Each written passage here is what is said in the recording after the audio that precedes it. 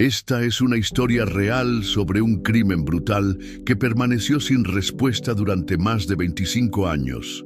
El caso de Jeanne Childs. Bienvenidos al canal Escena del Crimen. ¿Cómo es posible que una sola gota de sangre no solo revele la identidad de un asesino, sino que lo haya estado acusando silenciosamente durante décadas? ¿Y si esa gota hubiera estado allí todo el tiempo, frente a los ojos de todos? En este episodio vamos a desentrañar uno de los misterios más escalofriantes y desconcertantes resueltos por la ciencia forense moderna. Quédate hasta el final, porque la revelación es tan inesperada que puede que cambie tu forma de ver cada crimen sin resolver.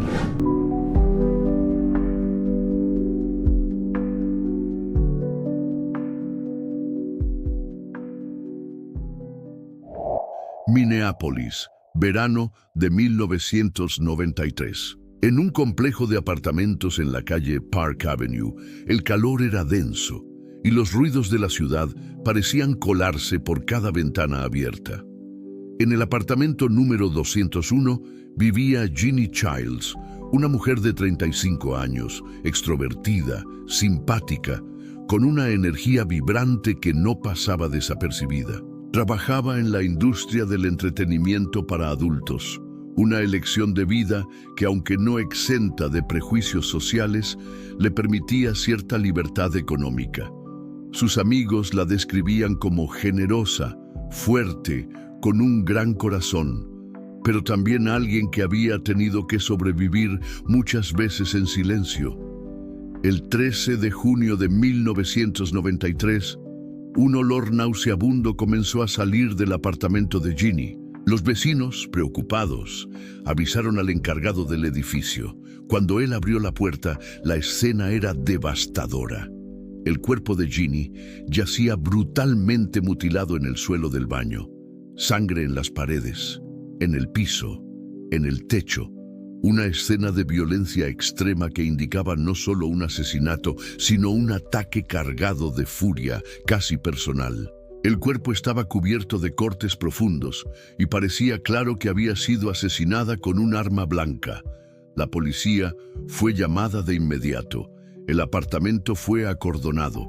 Los agentes comenzaron a recoger pruebas: cabello, fibras, huellas dactilares, cualquier cosa que pudiera servir. Y entre todo ese caos había una muestra que parecía prometer una pista clara: sangre. No solo la de Jeanne, sino también pequeñas manchas que, según los forenses, podrían ser del agresor. En 1993, sin embargo, la tecnología de ADN todavía estaba en su infancia. Se podían comparar muestras si se tenía un sospechoso, pero no existía una base de datos nacional amplia que permitiera identificar a un extraño solo por su perfil genético. La policía hizo lo que pudo. Interrogaron a vecinos, amigos, compañeros de trabajo. Todos coincidían en que Jeanne era alguien que tenía muchos conocidos pero pocos enemigos. Las teorías empezaron a surgir. ¿Una cita que salió mal? ¿Un cliente enfadado? ¿Un ajuste de cuentas? El problema era que, sin testigos y sin sospechosos concretos, el caso se enfrió. Durante años, la carpeta con el nombre de Jeanne Childs permaneció en los archivos como otro asesinato sin resolver, otro número más en las estadísticas. Pero lo que nadie sabía entonces era que el asesino ya había dejado algo atrás. Una evidencia que, como un testigo silencioso, estaba esperando pacientemente a que la ciencia avanzara lo suficiente como para hablar. Y cuando lo hizo, más de 2 décadas después, el caso dio un giro que nadie podría haber anticipado. En los años siguientes, la ciudad cambió. Las calles de Minneapolis se modernizaron y muchos de los que conocieron a Jeanne se mudaron o fallecieron. Pero la detective que heredó su caso en 2018, gracias a un programa de revisión de crímenes sin resolver, no se olvidó de ella. Era joven, meticulosa y creía firmemente en el poder de la ciencia forense moderna. Sabía que si aún existía una muestra de ADN utilizable en el archivo, La tecnología de genealogía genética, que había comenzado a resolver casos complejos en todo el país, podría ser la clave. Pidió que se reanalizara la evidencia biológica recuperada del apartamento. Y ahí estaba, una muestra de sangre encontrada cerca del cuerpo de Ginny, preservada cuidadosamente, aunque nunca antes identificada. Esta vez no buscaban una coincidencia en la base de datos criminal. Esta vez usarían otra estrategia: rastrear al asesino a través de su árbol genealógico. ¿Cómo? Subiendo el perfil de ADN a una base de datos pública usada para rastrear ancestros. Lo que ocurrió después fue asombroso. Una coincidencia parcial. Un primo lejano del asesino.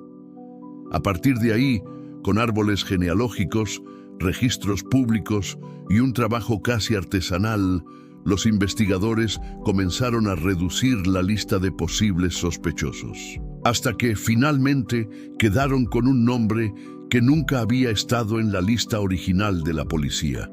Un hombre que vivía en Minneapolis en 1993. Alguien sin antecedentes criminales significativos, pero con un vínculo inesperado con Ginny. Y aquí es donde comienza la verdadera intriga. ¿Quién era este hombre? ¿Por qué nunca fue considerado? ¿Y qué lo había llevado a cometer un asesinato tan brutal? En el próximo bloque vamos a explorar la escena del crimen con más profundidad, analizar las primeras sospechas y descubrir cómo el asesino logró pasar desapercibido durante tantos años. Y prepárate, porque hay algo inquietante en todo esto. Las pistas estaban ahí desde el principio, solo que nadie supo verlas.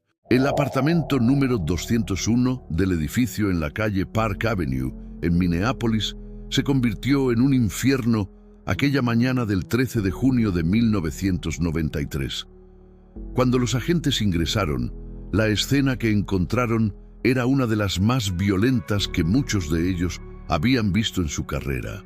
El cuerpo de Ginny Childs estaba en el suelo del baño, parcialmente desnudo, con múltiples heridas de arma blanca. El ataque fue tan brutal que la sangre salpicaba las paredes y el techo, como si el asesino hubiera perdido completamente el control.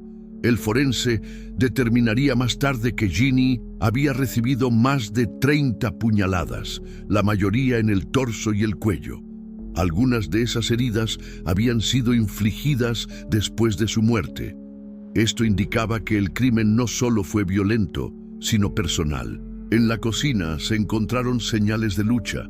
Varios objetos estaban caídos, como si Ginny hubiera intentado defenderse. Había rastros de sangre desde la entrada hasta el baño, lo que sugería que ella había intentado huir o que fue arrastrada. Sin embargo, no se hallaron señales claras de entrada forzada. Esto llevó a los investigadores a suponer que Ginny conocía a su atacante y que probablemente lo había dejado entrar voluntariamente. En ese momento, esto abrió una gama de posibilidades muy amplia, especialmente considerando su estilo de vida. Ginny era conocida en el vecindario por su personalidad extrovertida, pero también por tener un flujo constante de visitas. Algunos eran amigos, otros clientes. La policía comenzó a reconstruir sus últimas horas de vida. Según un vecino, la noche anterior se escucharon voces elevadas provenientes del apartamento, aunque no pudo identificar a quién pertenecían. Otro testigo dijo haber visto a un hombre salir apresuradamente del edificio cerca de la medianoche, pero no pudo dar una descripción precisa. Lo único que mencionó fue que llevaba una camiseta clara y pantalones oscuros. La investigación inicial se centró en los contactos más cercanos de Ginny. Interrogaron a exnovios, clientes frecuentes y vecinos con los que había tenido conflictos. Uno de los primeros en ser llamado fue un hombre llamado Rick, con quien Ginny había tenido una relación intermitente. Rick admitió haber estado en su apartamento días antes, pero negó haberla visto la noche del crimen. Su coartada parecía sólida, aunque algunos detalles eran vagos. Otro sospechoso fue un cliente habitual que, según amigas de Ginny, se había obsesionado con ella. Sin embargo, también tenía una coartada respaldada por registros de trabajo. La policía recogió numerosas pruebas físicas. Había cabellos, huellas dactilares parciales y, lo más importante, pequeñas manchas de sangre que no coincidían con la de Ginny. Aunque en 1993 el ADN ya se utilizaba en investigaciones criminales, la tecnología era rudimentaria. Se podía comparar una muestra con la de un sospechoso, pero no se podía buscar en una base de datos masiva como se hace hoy. Así que guardaron cuidadosamente la sangre hallada en una bolsa plástica etiquetada como evidencia biológica no identificada, y la almacenaron en el congelador del laboratorio de criminalística. La prensa se interesó brevemente en el caso.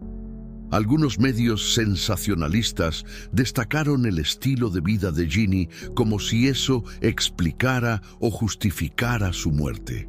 Pero para los investigadores, y especialmente para su familia, ella era una víctima más de un asesino que seguía libre. Con el paso de los meses y la falta de avances concretos, el caso fue perdiendo prioridad. Minneapolis enfrentaba otros crímenes y los recursos eran limitados. Finalmente, la investigación fue archivada. A lo largo de los años, el caso de Ginny se convirtió en uno más dentro del archivo de Cold Cases, o casos fríos. Pero su familia nunca dejó de buscar justicia. Su madre, que vivía en otro estado, escribía cartas cada año al departamento de policía, pidiendo que no olvidaran a su hija.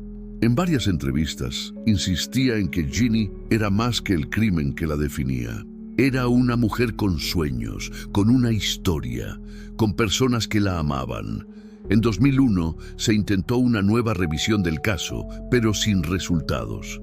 Las pruebas estaban ahí, pero sin un sospechoso al cual comparar el ADN, todo quedaba estancado. No fue sino hasta 2018 que el avance de la genealogía genética cambió el curso de la historia. La nueva tecnología permitía subir perfiles genéticos a bases de datos públicas utilizadas por personas que buscaban rastrear a sus ancestros. Y algunos departamentos policiales comenzaron a usar esa información para resolver crímenes antiguos.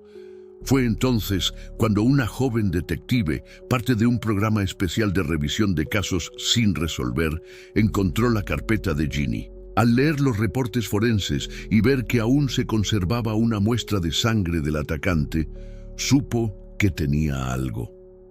Decidió actuar. Envió la muestra al laboratorio especializado en genealogía forense. Y lo que ocurrió después marcó el principio del fin para el asesino de Ginny. Pero antes de conocer la identidad del asesino, debemos entender por qué pasó desapercibido durante tanto tiempo. En el siguiente bloque, vamos a presentar a los principales sospechosos que la policía consideró en su momento, sus posibles motivaciones y las razones por las cuales fueron descartados. Porque lo más perturbador es esto: el verdadero asesino no estaba oculto. Simplemente nadie supo mirar donde debía. A lo largo de los primeros meses, tras el asesinato de Ginny Childs, la policía de Minneapolis interrogó a una lista creciente de sospechosos. La violencia del crimen, la escena caótica y la falta de testigos fiables obligaban a los investigadores a reconstruir el entorno de la víctima desde cero. Ginny tenía una red social amplia, marcada por amistades volátiles, relaciones sentimentales intensas y contactos en el mundo del entretenimiento para adultos. Cada uno de estos vínculos era una posible puerta a la verdad, pero también un laberinto lleno de contradicciones. El primer sospechoso formal fue Rick D., un exnovio de Ginny con quien había terminado la relación pocos meses antes del crimen. Según amigos cercanos, Rick había sido posesivo durante el tiempo que estuvieron juntos. Algunos mencionaron escenas de celos y discusiones violentas. Cuando fue interrogado, Rick dijo que no veía a Ginny desde hacía al menos 2 semanas. Su coartada era que esa noche había estado trabajando en un taller mecánico donde hacía turnos nocturnos. El dueño del taller confirmó su presencia, pero había un lapso de aproximadamente 1 hora en el que Rick supuestamente salió a comprar comida sin que nadie pudiera verificarlo. A pesar de esta brecha, la policía no encontró evidencia física que lo conectara con la escena del crimen. Su ADN fue comparado con las muestras recogidas en el apartamento de Ginny y no coincidían. Otro nombre que surgió fue el de Tom R., un cliente habitual de Ginny. Según varios testimonios, Tom había desarrollado una obsesión por ella. Se presentaba sin previo aviso en su apartamento y le dejaba cartas y regalos. Una amiga de Ginny contó que ella había comenzado a sentirse incómoda con su presencia, aunque nunca llegó a denunciarlo. Cuando Tom fue interrogado, admitió que se sentía profundamente conectado con Ginny, pero negó cualquier implicación en su muerte. Su comportamiento durante el interrogatorio fue errático, pero su ADN tampoco coincidía con la muestra hallada en la escena. Además de Rick y Tom, los detectives consideraron a un tercer individuo, Mike H., un vecino del piso de arriba. Mike tenía antecedentes por violencia doméstica y había tenido disputas previas con Ginny por el ruido. En una ocasión, ella incluso lo había amenazado con llamar a la policía si volvía a acosarla. Cuando fue interrogado, Mike dijo que no la veía desde hacía más de 1 mes. Su historial lo convertía en un blanco lógico, pero al igual que los anteriores, su ADN fue excluido. La policía también revisó sus horarios y comprobó que había estado trabajando en un restaurante esa noche. Su supervisor confirmó que no se ausentó durante el turno. La frustración aumentaba. Cada sospechoso parecía tener algún motivo, pero ningún vínculo real con la escena del crimen. Las huellas encontradas eran parciales y difíciles de asociar. Algunos cabellos no pertenecían a Ginny, pero no coincidían con ninguno de los sospechosos conocidos. La sangre no identificada era el único indicio claro, pero sin una base de datos forense nacional robusta, se mantenía como una pieza aislada del rompecabezas. En el entorno de Ginny surgieron también teorías alternativas. Una sugería que había sido víctima de un cliente violento, alguien que no era parte de su círculo habitual. Otra apuntaba a una posible deuda o ajuste de cuentas. Se exploró incluso la posibilidad de un crimen relacionado con drogas, aunque no se encontraron sustancias ilegales en su apartamento. Sin embargo, no había pruebas sólidas que sostuvieran ninguna de estas hipótesis. El crimen parecía desconectado de cualquier patrón evidente. En una entrevista posterior, uno de los detectives del caso confesó que lo más desconcertante era el nivel de violencia. No se trataba solo de matar, dijo. Fue un asesinato con ira, con odio, como si el asesino conociera profundamente a la víctima o proyectara algo sobre ella.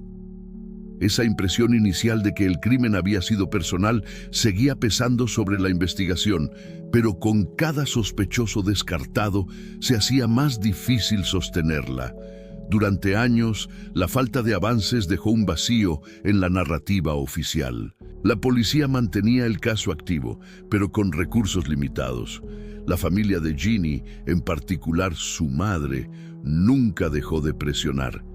Ella siempre creyó que el asesino estaba cerca, tal vez alguien que conocía a su hija, pero que había logrado pasar desapercibido. En 2001 se hizo un nuevo intento de revivir el caso. Se volvió a interrogar a Rick, Tom y Mike. Todos reiteraron sus declaraciones anteriores. No había nuevos indicios que justificaran una reapertura formal del caso.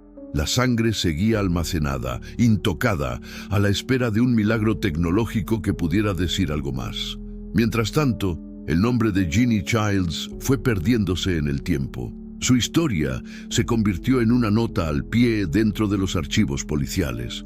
un asesinato sin resolver más. Uno entre cientos. Pero lo más inquietante de todo era que el culpable nunca se alejó realmente. Estaba ahí fuera, viviendo su vida, creyendo que había escapado para siempre. No sería hasta 2018, con la entrada de la genealogía genética como herramienta forense, que el destino del caso cambiaría para siempre. Pero antes de llegar a ese giro crucial, debemos detenernos en un último detalle: la sangre. Esa muestra pequeña, casi invisible, que resistió al paso del tiempo, contenía más de lo que nadie imaginaba. Porque aunque todos los sospechosos fueron descartados, el verdadero asesino había dejado un pedazo de sí mismo. Un pedazo que, gracias a la ciencia, estaba a punto de hablar. En el próximo bloque nos adentraremos en la investigación moderna, en cómo el ADN olvidado durante décadas se convirtió en la voz de la justicia. Prepárate para descubrir cómo una herramienta utilizada para buscar ancestros se convirtió en la clave para identificar a un asesino invisible. Durante 25 años, la justicia para Jeanne Childs se mantuvo en pausa, atrapada en una maraña de sospechas sin pruebas y un archivo lleno de frustraciones. Pero en 2018, algo cambió. La ciencia forense, que en 1993 apenas podía comparar perfiles de ADN uno a uno, había evolucionado a pasos agigantados, y con ella, una nueva herramienta surgía como esperanza para cientos de casos sin resolver: la genealogía genética. Lo que empezó como una forma de descubrir ancestros familiares se convirtió en una de las armas más potentes contra asesinos que creían haber escapado para siempre. La muestra de sangre hallada en el apartamento de Jeanne había sido preservada cuidadosamente. Había resistido el paso del tiempo, las mudanzas de laboratorio, las reorganizaciones policiales.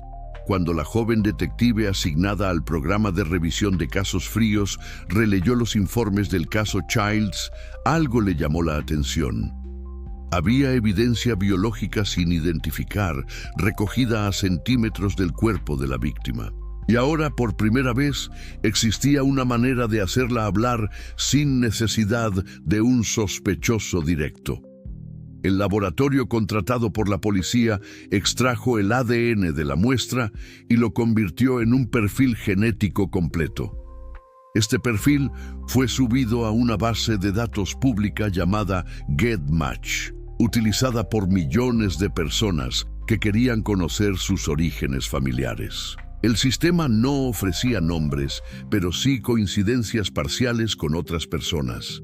En pocos días, los analistas obtuvieron un resultado: una coincidencia con un primo tercero del sospechoso. A partir de ese dato, comenzó una investigación casi artesanal. Los genealogistas forenses trazaron árboles genealógicos complejos, investigaron archivos de nacimiento, defunción y matrimonio. Cada nueva rama del árbol reducía el círculo. Después de semanas de análisis, la lista se estrechó a un solo nombre: Jerry Lynn Burns. Tenía entonces 64 años y vivía en Manchester, Iowa. No tenía antecedentes criminales relevantes. Nunca había sido mencionado en la investigación original. Su nombre ni siquiera estaba en los márgenes del expediente de Jeanne Childs. Pero había un detalle inquietante. En 1993, Jerry Lynn Burns había vivido durante varios años en Minneapolis. La policía de Minnesota contactó a sus colegas en Iowa. Querían confirmar sin levantar sospechas, así que lo siguieron. Durante varios días, un equipo de vigilancia esperó el momento adecuado. Y finalmente lo obtuvieron. Jerry bebió de una pajilla y tiró el vaso a la basura. Los agentes lo recuperaron. El laboratorio extrajo el ADN de la saliva y lo comparó con la muestra de 1993. La coincidencia fue absoluta. Era él. El perfil genético de la escena del crimen pertenecía a Jerry Lynn Burns. Con esa prueba, la policía obtuvo una orden de arresto. Jerry fue detenido en su lugar de trabajo, una empresa familiar de maquinaria. Cuando fue interrogado, no reaccionó como muchos esperaban. No se mostró sorprendido, no gritó, no negó de inmediato. Su actitud fue inquietante. Preguntó por qué estaban interesados en un caso tan viejo. Cuando los agentes le mencionaron a Jeannie Childs, respondió con evasivas. Dijo no recordarla. Luego, en un momento dado, preguntó: ¿qué pasa si tu ADN está en una escena del crimen y no tienes explicación? Esa frase encendió las alarmas. Jerry nunca confesó, pero tampoco ofreció una coartada. No explicó por qué su sangre estaba en el apartamento de Jeannie. No negó estar allí. Solo repetía que no entendía por qué lo estaban interrogando. A nivel legal, eso bastaba. Su ADN estaba en la escena del crimen. La probabilidad de coincidencia con otra persona era menor a 1 entre 100.000 millones. El fiscal decidió acusarlo formalmente. En el juicio, los detalles del caso se reconstruyeron con precisión quirúrgica. La fiscalía presentó las pruebas físicas, los informes del forense, los antecedentes de la víctima, la ausencia de coartada del acusado y, sobre todo, el ADN. La defensa intentó cuestionar la cadena de custodia de la muestra, argumentando que había sido almacenada durante demasiado tiempo. Pero los expertos forenses testificaron que se había conservado correctamente y que no existía duda sobre su origen. Una de las revelaciones más impactantes durante el juicio fue que Jerry Lynn Burns había realizado búsquedas en Internet sobre asesinatos violentos poco antes de su arresto. Su historial mostraba interés en crímenes no resueltos y en técnicas forenses modernas. Esto fortaleció aún más la tesis de la fiscalía. El asesino había estado pendiente del avance de la ciencia, temeroso de que algún día lo alcanzara. En mayo de 2019, el jurado declaró a Jerry Lynn Burns culpable del asesinato de Jeannie Childs. Fue condenado a cadena perpetua sin posibilidad de libertad condicional. Durante la sentencia, la madre de Jeannie, ya anciana, tomó la palabra. Dijo que había esperado 26 años por justicia y que aunque nada le devolvería a su hija, al menos ahora podía dormir sabiendo que su asesino ya no haría daño a nadie más. El caso de Jeannie Childs se convirtió en un hito en la aplicación de la genealogía genética en investigaciones criminales. Mostró que aunque el tiempo pase y los nombres se olviden, la ciencia puede devolver la voz a quienes fueron silenciados. Pero aún quedaba una pregunta sin respuesta. ¿Por qué lo hizo? Jerry nunca confesó. Nunca explicó el motivo. Su conexión con Jeannie sigue siendo un misterio. ¿Fue un ataque al azar? ¿O había algo más, enterrado en el pasado, que nadie supo ver? En el próximo bloque exploraremos las reacciones posteriores, las preguntas abiertas que aún rodean al caso, y cómo este crimen dejó una marca no solo en la ciudad, sino en el sistema de justicia. Porque a veces, capturar al culpable es solo el principio del verdadero misterio. La condena de Jerry Lynn Burns trajo un cierre legal al caso, pero en lugar de disipar todas las dudas, la resolución encendió nuevas preguntas. La historia parecía cerrarse con una respuesta clara: un asesino atrapado gracias a la ciencia. Sin embargo, al observar los detalles con más atención, algo no encajaba. La escena del crimen hablaba de un ataque con furia íntima, con rabia personal, como si el asesino y la víctima compartieran una historia previa. Pero, hasta hoy, nadie ha podido establecer una conexión directa entre Jeannie Childs y Jerry Lynn Burns. Ni familiares, ni amigos, ni antiguos compañeros de trabajo recordaban haberlos visto juntos. No había registros telefónicos, fotografías o testigos que indicaran que se conocían. Eso cambió la naturaleza del crimen ante los ojos de muchos. ¿Era realmente personal o solo parecía así? Una teoría emergente fue que Burns había cometido el crimen al azar, seleccionando a Ginny como víctima por razones que nunca confesó. Esto generó un nuevo temor. ¿Había más víctimas? Los investigadores comenzaron a revisar casos no resueltos con características similares. El FBI fue contactado para explorar la posibilidad de que Burns fuera un asesino en serie silencioso, alguien que mató una vez y luego se contuvo, o que supo esconderse mejor después. Pero hasta ahora no se ha encontrado evidencia que lo vincule con otros crímenes. Su perfil no encajaba con el de un depredador repetitivo. Era un hombre de familia, con hijos adultos, dueño de un negocio local, sin antecedentes violentos conocidos. El misterio sobre el móvil se volvió el nuevo centro de la conversación. Algunos expertos en criminología propusieron que el asesinato de Ginny podría haber sido impulsado por una mezcla de factores: deseo reprimido, frustración, oportunidad. Tal vez la conoció una sola vez de manera casual y se obsesionó. Tal vez ella lo rechazó. Tal vez él vio en ella algo que detonó una tormenta emocional interna. El problema es que todas estas son hipótesis, sin sustento directo. También surgieron críticas hacia la investigación original. ¿Cómo era posible que Burns, que vivía en la ciudad en 1993, nunca hubiera sido interrogado? La respuesta es simple pero inquietante. Nunca apareció en los radares policiales porque no había relación visible con la víctima. No era amigo, ni cliente, ni vecino inmediato. Era, en efecto, un fantasma. Esto reveló una debilidad estructural en las investigaciones de la época.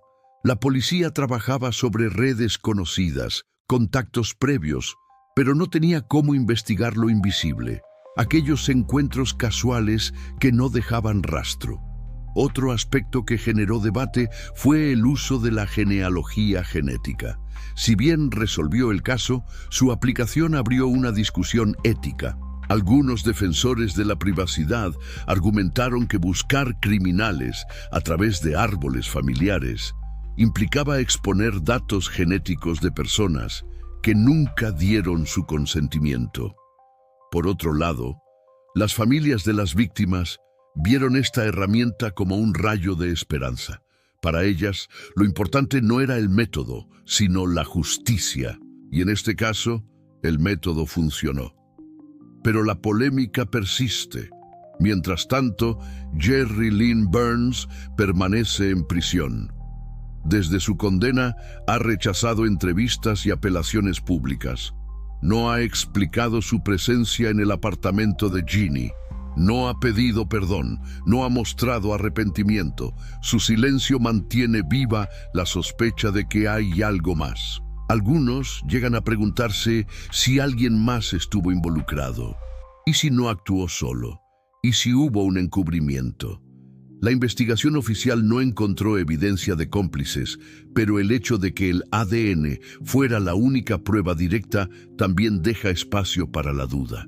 ¿Qué más pudo haber sido destruido, alterado o nunca encontrado? Uno de los elementos más desconcertantes es que la escena del crimen, a pesar de su brutalidad, no mostraba señales claras de robo.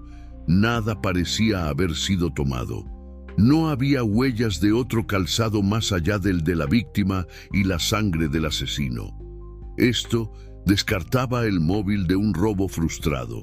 Tampoco hubo agresión sexual confirmada.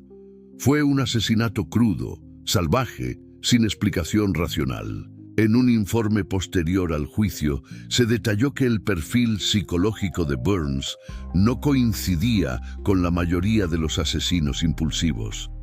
Era meticuloso, reservado, metódico, lo que volvía más extraño el ataque. ¿Por qué alguien con ese perfil actuaría de manera tan descontrolada? Algunos criminólogos sugirieron que ese crimen pudo ser un episodio único, el resultado de una crisis personal extrema, de una ruptura emocional no conocida. Otros creen que fue un crimen planeado que salió de control, pero nuevamente son teorías. En los foros de discusión sobre crímenes reales, el caso Jeannie Childs es analizado con lupa. Muchos usuarios han intentado reconstruir la posible relación entre víctima y victimario. Se han compartido mapas, horarios, antiguos listados telefónicos, pero hasta ahora todo lo que se ha obtenido son piezas sueltas. La conexión sigue sin aparecer, y eso alimenta una idea perturbadora. Tal vez nunca la hubo. Tal vez el crimen fue tan aleatorio como brutal, y eso, en muchos sentidos, es más aterrador.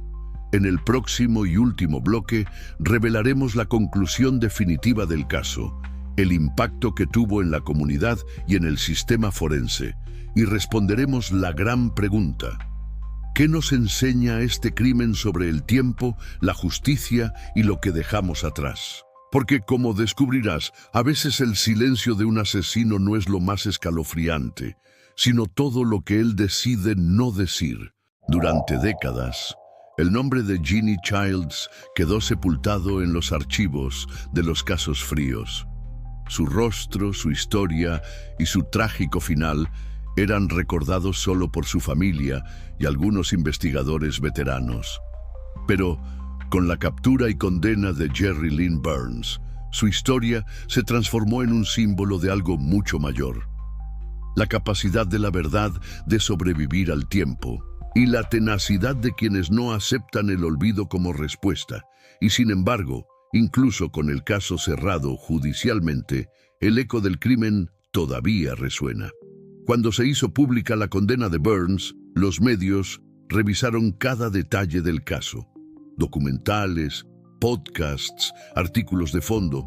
Todos intentaron reconstruir lo que había pasado realmente aquella noche de junio de 1993. Pero ninguna pieza del rompecabezas logró dar una respuesta definitiva a la pregunta esencial: ¿por qué?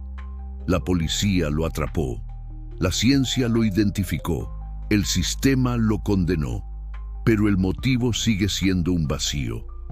Durante el juicio, se le ofreció a Jerry Lynn Burns la posibilidad de hablar, de explicar su conexión con Jeannie, de pedir perdón. No lo hizo, ni una palabra. Su silencio fue interpretado por algunos como una confesión tácita, por otros como frialdad patológica. Y para la familia de Jeannie fue una segunda forma de violencia: el derecho a no saber, a dejar el crimen sin explicación. Porque cuando un asesino calla, no solo niega su culpa, niega también la humanidad de la víctima. Jeannie merecía una historia completa, no un agujero negro donde su vida desaparece sin sentido. La madre de Jeannie, en su discurso final en la corte, dijo algo que marcó a todos los presentes. Durante todos estos años no supe si Jeannie gritó, si pidió ayuda, si tuvo miedo. Ahora sé quién lo hizo, pero todavía no sé por qué, y tal vez nunca lo sabré. Pero sí sé que ella importaba, y ahora todos ustedes también lo saben. Ese momento, más que cualquier veredicto, fue la verdadera justicia emocional. Porque Jeannie no fue solo una víctima, fue una hija, una amiga, una mujer con sueños, con luchas, con contradicciones. Y eso es lo que muchos olvidan cuando se habla de casos. Que detrás de cada carpeta hay una vida completa, interrumpida. El caso también dejó una huella en el sistema judicial. A partir de su resolución, decenas de departamentos de policía comenzaron a revisar sus casos fríos usando genealogía genética. Algunos estados implementaron leyes para permitir el uso regulado de estas herramientas, asegurando la privacidad de quienes suben sus perfiles genéticos, pero permitiendo que la justicia avance. Porque si algo demostró esta investigación fue esto: el ADN no olvida, y la sangre, aunque seca, todavía habla. Desde 2018, más de 150 crímenes sin resolver han sido resueltos gracias a la genealogía genética. Asesinos atrapados décadas después, víctimas finalmente reconocidas, familias que pudieron enterrar a sus seres queridos con un poco de paz. Pero también se abrió un nuevo terreno ético. ¿Hasta dónde debe llegar la ciencia para encontrar la verdad? ¿Y cuánta información personal estamos dispuestos a entregar para resolver el pasado? En el caso de Ginny, la mayoría coincidió. Valió la pena. Porque el tiempo no borró el crimen, solo lo escondió. Y fue la insistencia de su familia, la dedicación de una joven detective y el poder de una gota de sangre lo que finalmente rompió el silencio. El asesino siempre había estado allí, invisible pero presente, como una sombra que solo necesitaba luz para revelar su forma. Y hay algo más, algo que nos invita a reflexionar. Durante 25 años, todas las pistas estuvieron guardadas en una caja. Las huellas, las fibras, las fotos, pero nadie supo interpretarlas porque la tecnología no estaba lista.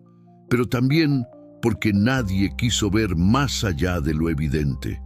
Se buscó al culpable en los círculos cercanos, en los patrones conocidos, en los sospechosos lógicos. Pero el verdadero asesino estaba fuera del guión. Era el rostro anónimo en una multitud, la amenaza que no se veía venir. Esto nos enseña algo fundamental sobre los crímenes sin resolver. No siempre es falta de esfuerzo, sino falta de herramientas. Y cuando esas herramientas finalmente aparecen, debemos estar dispuestos a volver al principio, a replantear nuestras teorías, a aceptar que tal vez todo lo que creíamos saber estaba equivocado. Para los seguidores de Escena del Crimen, este caso representa el tipo de historia que nos desafía a pensar más allá del asesino.